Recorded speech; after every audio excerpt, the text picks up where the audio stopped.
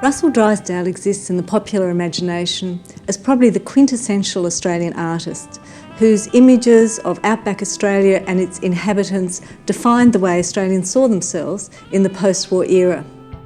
And Drysdale himself had cultivated a very interesting image of himself as the typical Australian bloke. At an exhibition opening, the then director of the National Gallery of Victoria, Darryl Lindsay, said to him, "You know, Taz, you and I here are the only two blokes who could round up a mob of bullocks." But was this really the real Russell Drysdale? I think there's a lot more to him. In fact, he wasn't even born in Australia. He was born in 1912 in England, in Surrey, and his family were wealthy pastoralists with extensive sugar estates in northern Queensland. He didn't come to live in Australia permanently until 1923, when he became a boarder at the exclusive Geelong Grammar School. And in fact, during the 1930s, he spent much of his time travelling around Europe.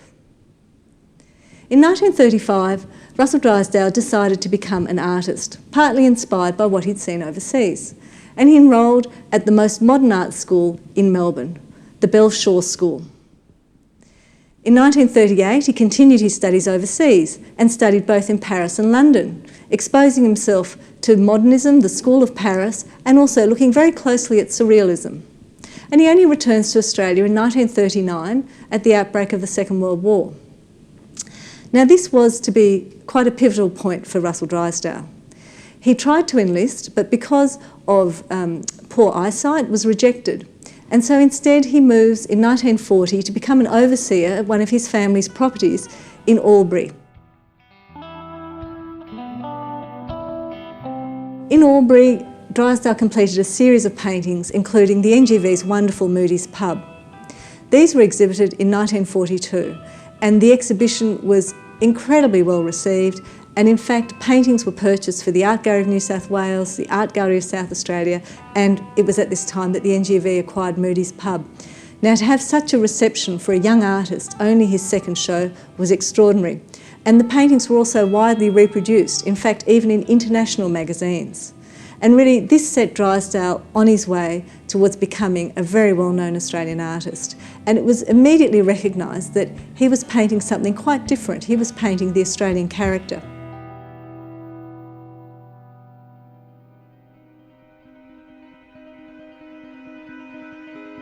The war years were a difficult time for Drysdale, and we see his work becoming darker in mood all the way through. And then in 1944, he was offered an extraordinary opportunity to travel to far western New South Wales, which was in the grips of the worst drought ever seen, and to record the devastation upon the countryside of that drought. And the paintings that he painted upon his return were immediately recognised as presenting a very new and unique vision, yet some people also called them unpatriotic because they showed the country in such a harsh light. In 1950, Russell Drysdale became the first Australian artist to have a solo exhibition in London.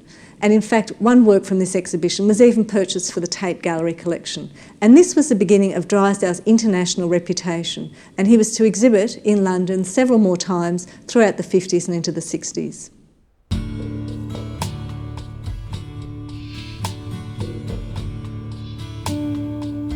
During the 1950s, Russell Drysdale also undertook a series of journeys to very remote parts of Australia at the time: Cape York, Darwin, the Kimberley region, journeys that he would document with his camera, and the wonderful collection of photographs of these trips is also in the collection of the National Gallery of Victoria.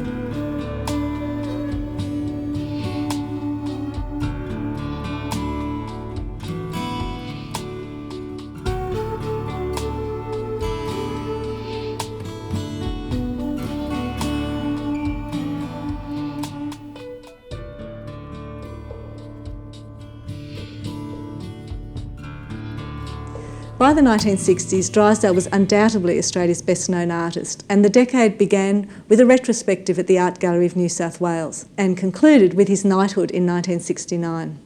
But it was also a decade of great personal tragedy, with the death of both his son and his wife within 2 years of each other. Drysdale's greatest contribution to Australian art was to create images of Australia that really had never been seen before. Images of the outback, images of the inhabitants of this country, and images that ultimately defined the way that Australians saw themselves.